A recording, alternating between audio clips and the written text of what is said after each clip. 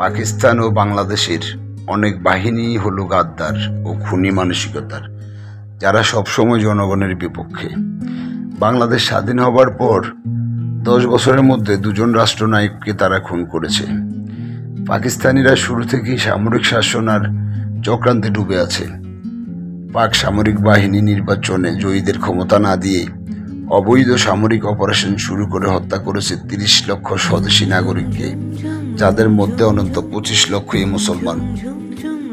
পাকিস্তান ও বাংলাদেশে সামরিক চক্রান্তে হত্যা করা হয়েছে বহু রাজনীতিবিদদের, যাদের মধ্যে রাষ্ট্রপ্রধানরাও রয়েছে। পাকিস্তান ও বাংলাদেশের বাহিনীরা তাদের মূল দায়িত্ব দেশের ভূ সীমানা রক্ষা করতে পারেনি। পাকিস্তান হারিয়েছে তার দেশের অর্ধেক, আর বাংলাদেশ করিডোরের নামে বর্তমানে হারাতে যাচ্ছে তাদের দেশের সার্বভৌমত্ব ও নিয়ন্ত্রণ। দুনিয়ার সেরা সশস্ত্র বাহিনী হলো প্রাক্তন সোভিয়েত ও রাশিয়ার সশস্ত্র বাহিনী। 2টি বিশ্বযুদ্ধে তারা অপশক্তি থেকে সারা দুনিয়াকে বাঁচিয়েছে। সমরে তাদের চেয়ে সাহস ও দেশপ্রেম প্রদর্শনের গৌরব দুনিয়ার কোনো বাহিনীর নেই। গত 3 বছর পুরো পশ্চিমা বিশ্বের সাথে পরোক্ষ যুদ্ধের পর তারা হয়েছে আরো শক্তিশালী। কেন পাকিস্তান ও বাংলাদেশের বাহিনীরা সারা দুনিয়ার নিকৃষ্টতম আর রাশিয়ানরা সেরা? এই প্রশ্নের উত্তরে লুকিয়ে আছে ভূমি রক্ষার ঐতিহাসিক ও মনোজাগতিক ঐতিহ্য এবং সমাজ ও পরিবারের জন্য আত্মত্যাগের উচ্চমার্গের মানসিকতা। অতি চতুর, চোর, চামার, বাটপার ও ভিখারি সমাজ থেকে যারা আসে, তারা কখনো সমাজ ও পরিবারের জন্য আত্মত্যাগে উদ্দীপ্ত হয় না, বা সেটা ধরে রাখতে পারে না। ব্যক্তিগত লোভ, ঈর্ষা ও চক্রান্তে তারা নিজেদের সমর্পণ করে। উচ্চমার্গের আত্মত্যাগের জন্য সততা, রাজকীয় চেতনা ও সংস্কৃতির প্রয়োজন হয়। হাজার হাজার বছর থেকে রাশিয়ার ভূমি ও সম্পদ দখলের চেষ্টা করছে আমেরিকা, ব্রিটিশ ও অন্যান্য ইউরোপিয়ান শক্তিগুলো। ঐতিহাসিকভাবে রাশিয়ার প্রধান শত্রুদের মধ্যে রয়েছে অটোমান সাম্রাজ্য, জার্মানি এবং গ্রেট ব্রিটেন, ফ্রান্স ও পশ্চিমা শক্তি। রাশিয়ার গুরুত্বপূর্ণ ঐতিহাসিক প্রতিপক্ষ ছিল জাপান এবং পূর্ব মধ্য ইউরোপের দেশগুলি, বিশেষ করে পোল্যান্ড এবং বল্টিক রাজ্যগুলিও।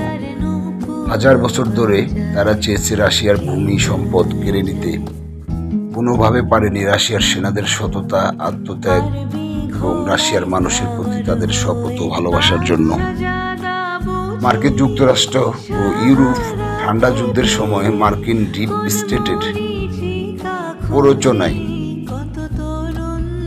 ইউক্রেনকে ব্যবহার করে জর্জ সোরস ও পশ্চিমা গ্লোবালিস্টরা গত 10 বছর ধরে চেষ্টা করছে রাশিয়াকে হারাতে ও তাদের দুর্বল করতে।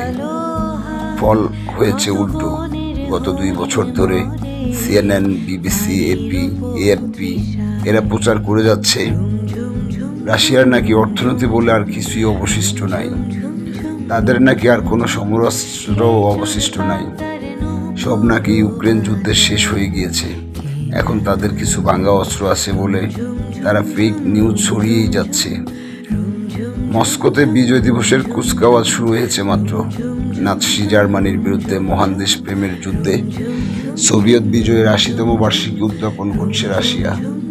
সেটাতে দেখা যাচ্ছে নিজেদের দেশ ও দেশের মানুষদের রক্ষা করতে তাদের সমর শক্তি ও আত্মবিশ্বাসের প্রতিফলন। 2 বছর আগে যে আমেরিকা ও ইউরোপ রাশিয়ার দ্রুতই সব কিছু হারিয়ে তৃতীয় বিশ্বের দরিদ্র রাষ্ট্র হবে বলে বিলিয়ন বিলিয়ন ডলার বিনিয়োগ করেছিল, তারাই আজ চরম অর্থনৈতিক সংকটে।